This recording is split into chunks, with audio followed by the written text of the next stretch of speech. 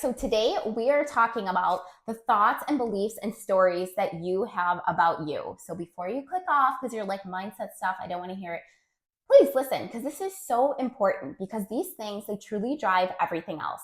The way that it works, you guys have probably heard me talk about this before, is we have a thought, it creates a feeling, and that drives an action or inaction, whether we're building the business and not building the business, going to the gym, not going to the gym, eating healthy, not being healthy. That is all driven by our thoughts and our feelings. And that essentially produces a result. So none of us want to talk about or think about what we're thinking and how we're feeling. We always want to focus on changing what we're doing. But most times we can't sustainably or consistently change what we're doing because we have never looked at the thought and the feeling that's driving it. So this topic is important.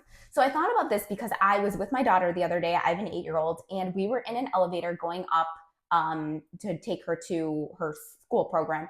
And there was another little boy in there with his mom. And the mom was talking to my daughter, and she has a tendency to just I've gotten her to just smile when people talk to her, and she really doesn't want to. And she wasn't saying anything back. So of course I was like, thank you, and responding to her. She was saying nothing. And this woman goes to her, she said, oh, you're shy. It's okay. And we got on the elevator, and I dropped my daughter off, and I was just like, oh, we hear these things when we're younger a lot of times, and we adopt them as truths for ourselves. And I don't know that my daughter did this or not. I tried to talk to her about it last night, and she was just not having it.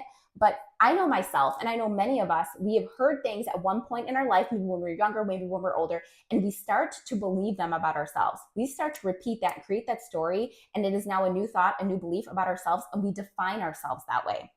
And like I said before, when we do that, it drives everything else. It drives the life that we live, the actions that we take, who we show up as in the world. And I know many people who are not doing things like speaking or social media or anything else. When I worked with a lot of different business owners, and they were saying that they don't record videos, that even though they know to grow their business, because they are shy, or they're not good at that, or they're not a good speaker.